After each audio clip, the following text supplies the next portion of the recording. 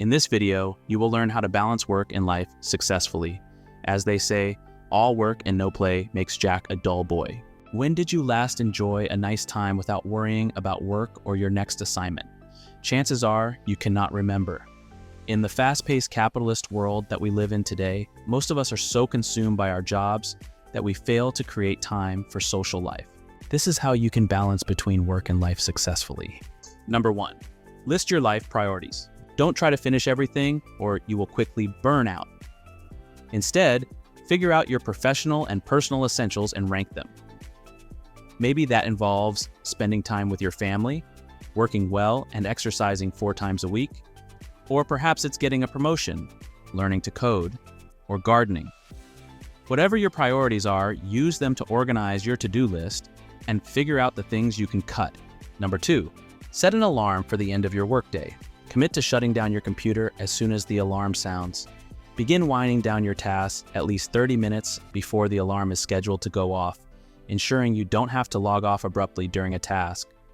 After a few weeks of practicing this approach, you will automatically understand when to conclude your work. Number 3, commit to a work-life balance goal. Are you dedicating excessive time to work, leaving little room for your personal life? It might be time to establish a precise goal to restore a healthy balance. To enhance your chances of success, focus on one goal at a time and ensure that it adheres to the SMART criteria: specific, measurable, achievable, realistic, and timely.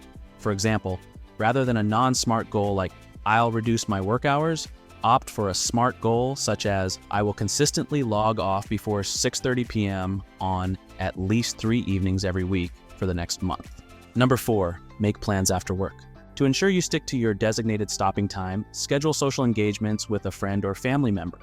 These can be in-person events like dinner, drinks, or virtual gatherings like FaceTiming while enjoying your favorite show.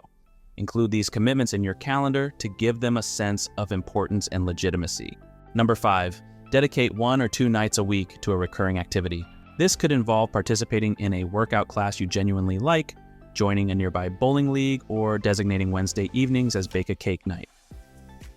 Establishing a consistent activity on a set day each week streamlines the life component of your work-life balance.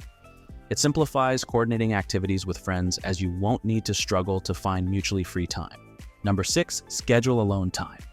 As a remote worker, you might feel the urge to pack your evenings with various social engagements since you interact with fewer people in person than your office counterparts. However, even the most outgoing individuals require moments of solitude. Reserve at least 1 or 2 evenings each week for yourself. Whether it's a solo dinner, a relaxing bath with a drink and a good book, a leisurely walk, indulging in a hobby, or tending to errands. Any activity that brings you peace and grants you personal space is recommended. Number 7, split your to-do list into personal and professional. Remote workers have varying preferences when juggling household responsibilities with their professional tasks. If you enjoy tackling chores during your work breaks, consider adding them to a distinct section of your to-do list. This practice facilitates a smoother transition between your personal and professional responsibilities and reinforces a clear boundary between these 2 aspects of your life. Number 8, give yourself an app-free challenge. It's unlikely that you will read and respond to emails, LinkedIn invitations, or chat messages when inconvenient. However, if you have these apps on your phone, you may be tempted to check them at all hours of the day and night. On the other hand, it's far less likely that you will interrupt your leisure time.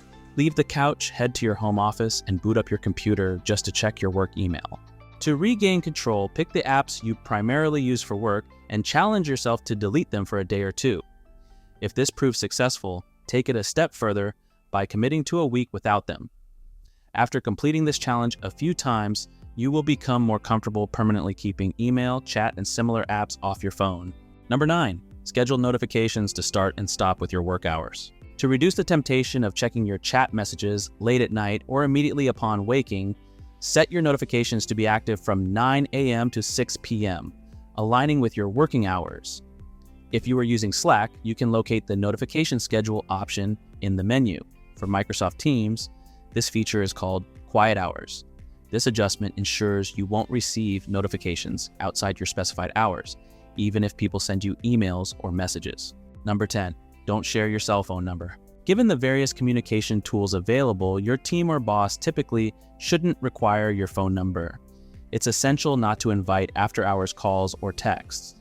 The only exception would be if your manager explicitly requests your cell number or if there's a company-wide expectation that you will be reachable anytime. Number 11, get a work phone. If your role demands continuous availability, consider inquiring whether your company can provide a work phone. Maintaining a separate phone helps create a valuable psychological barrier. Additionally, it ensures that work-related notifications won't intrude when casually scrolling through social media in the evening or capturing moments with photos during the weekend. Number 12, customize your notifications. If you are not prepared to disable notifications, consider reducing their frequency so interruptions become infrequent. You can strike the right balance by deciding which notifications are essential and filtering out everything else. For instance, you might disable all notifications except direct messages and mentions related to product failure or product emergency. Alternatively, you may mute notifications for a particularly active channel.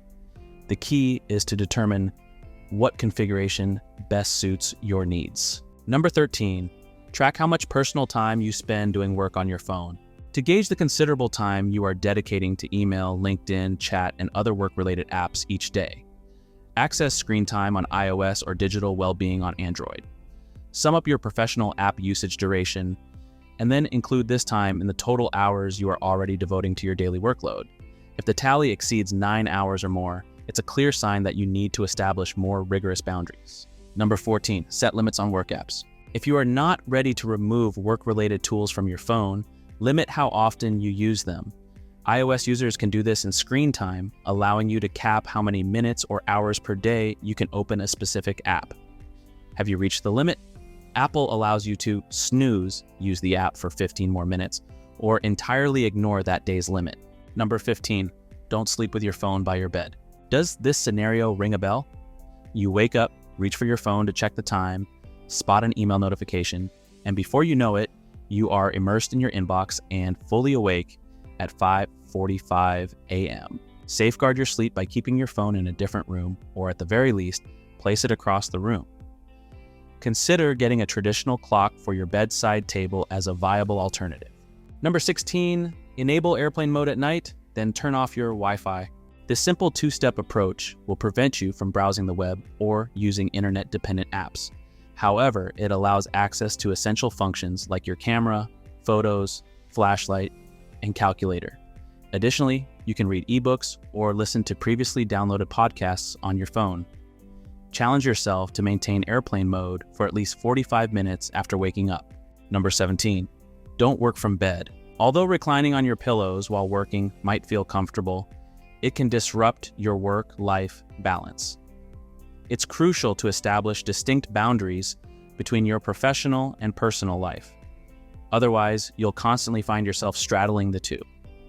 Engaging in activities other than sleeping in bed can also hinder your ability to fall asleep at night, as it confuses your brain regarding the purpose of your bed. Number 18, give yourself plenty of time to start the day. Nothing prevents you from immediately jumping out of bed, downing coffee, and diving into your workday. However, this routine can be detrimental to your work-life balance. It's essential to allocate ample time to ease into your workday, creating a clear separation between your sleep and professional responsibilities.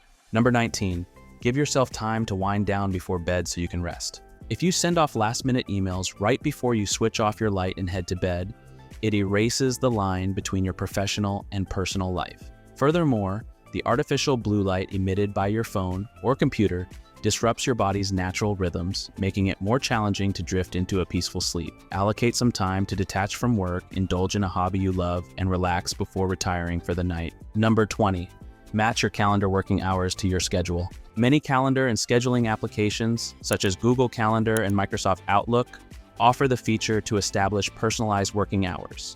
If someone attempts to schedule a meeting outside of these hours, the application will prompt them to confirm their choice, or, in some instances, prevent them from creating the meeting altogether.